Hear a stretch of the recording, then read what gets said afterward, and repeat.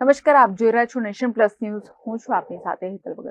ગીર સોમનાથના ધારાસભ્ય ચોરવાડ શહેરને તાલુકો અને વેરાવળ સોમનાથ પાટણ સંયુક્ત નગરપાલિકાને મહાનગરપાલિકાનો દરજ્જો આપવા રજૂઆત કરી છે. ગીર સોમનાથના ચોરવાડ શહેરને તાલુકો અને વેરાવળ સોમનાથ પાટણ સંયુક્ત નગરપાલિકાને મહાનગરપાલિકાનો દરજ્જો આપવા રજૂઆત કરી છે, જેમાં સોમનાથના ધારાસભ્ય વિમલ ચુડાસમાએ મુખ્યમંત્રીને પત્ર લખ્યું છે. ચોરવાડમાં આશરે 50,000ની વસ્તી છે. તેનો તાલુકો માળિયા હાટીના 15 કિલોમીટર દૂર છે, જેથી લોકોને ધંધા રોજગાર બંધ રાખી ધક્કા ખાવા પડી રહ્યા છે. વેરાવળ સોમનાથ સંયુક્ત નગરપાલિકાને મહાનગરપાલિકા બનાવવામાં આવે તેવી રજૂઆત કરવામાં આવી છે. મેં એક પત્ર ગુજરાત રાજ્યના મુખ્યમંત્રી શ્રી ભૂપેન્દ્રભાઈ પટેલને લખેલો છે. એ પત્રમાં અમારી વર્ષો જૂની માંગણી છે કે જૂનાગઢ જિલ્લાનું માળિયા હાટીના તાલુકો આવેલો છે, એમાં એકમાત્ર નગરપાલિકા છે એ ચોરવાડ નગરપાલિકા છે.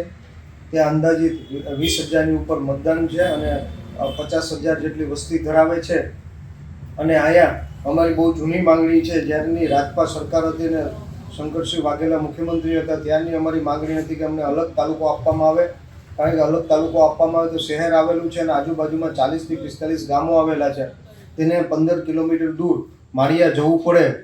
મામલતદારનું કામ હોય, કોર્ટનું કામ હોય કે તાલુકા પંચાયતનું કામ હોય, એના માટે 15 કિલોમીટર દૂર જવું પડે અને 15 કિલોમીટર પાછું આવવું પડે. અને લોકોને પૂરી રોજગારી કે ખેતી આરે સંકળાયેલા હોય અને મજૂરી કામ કરતા હોય ત્યારે આખો દિવસ પડતો હોય છે. તેનાથી અમે જો ચોરવાડ શહેરને તાલુકો આપવામાં આવે તો તેનાથી ચોરવાડ શહેરની આટલી મોટી 50,000 વસ્તી ધરાવે છે અને આજુબાજુના 35થી 40 ગામડાને તેને ફાયદો થઈ શકે. એટલે વહેલી તકે અમારી અને તમામ આજુબાજુના ગામડા અને ચોરવાડ શહેરની માંગણી છે કે ચોરવાડ શહેરને તાલુકો બનાવવામાં આવે.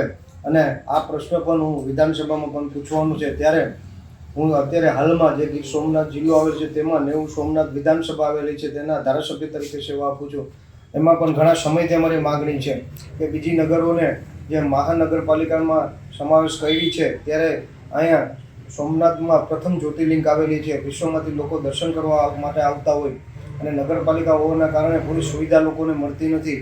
તો મહાનગરપાલિકા બનાવવામાં આવે તો વેરાવળ પાટણ ભીડિયા સંયુક્ત નગરપાલિકા છે ને આજુબાજુમાં મોટા પાયે ઓછી વિસ્તારો પણ છે જે તાલુકા પંચાયતમાં નથી આવતા કે નગરપાલિકામાં નથી આવતો, તો તેનો સમાવેશ કરવામાં આવે અને આજુબાજુ ગામડાઓને પણ મોટો ફાયદો થાય. મહાનગરપાલિકા થવાથી જે અત્યારે વેરાવળ શહેરમાં ગટરો ઉભરાય છે કે વિકાસના કામ જે ગતિથી થવા જોઈએ, જે લોકો પૂરા વિશ્વમાંથી આવતા હોય ને જે પ્રમાણે જે વિકાસ થવો જોઈએ એવો જરાય થતો નથી. મહાનગરપાલિકા બનવાથી વિકાસ થાય એટલે બીજી નગરોને મહાનગરપાલિકામાં સમાવેશ કરી છે તો સોમનાથને પણ મહાનગરોમાં સમાવેશ કરવામાં આવે છે. કારણ કે અત્યારે તો પરિસ્થિતિ એવી છે, સોમનાથની મંદિરની આજુબાજુ ગલીઓમાં પણ ગટરો ઉભરાતી હોય, વિશ્વમાંથી લોકો દર્શન કરવા આવતા હોય અને ગટરોમાંથી ચાલી અને જવું પડતું હોય. અને મહાનગરપાલિકાનો દરજ્જો આવે તો પૂરા સોમનાથ વિસ્તાર, આજુબાજુના ગામડા અને આજુબાજુના ઓજી વિસ્તારને મોટો ફાયદો થાય, મોટો વિકાસ થઈ શકે અને સોમનાથનું નામ પૂરા વિશ્વમાં છે અને પૂરા વિશ્વમાંથી લોકોને એક સારી રીતે બહારથી આવે એને પણ સુવિધા મળી શકે અને ત્યાંના વિસ્તારના પણ લોકોને સુવિધા મળી શકે. એટલે મારી માગણી છે કે સોમનાથને પણ 90 સોમનાથ વિધાનસભામાં વેરાવળ પાટણ ભીડિયા નગરપાલિકાને પણ મહાનગરપાલિકાનો દરજ્જો દેવામાં આવે. Mahesh Dodiya, nation plus news, Gir Somnath.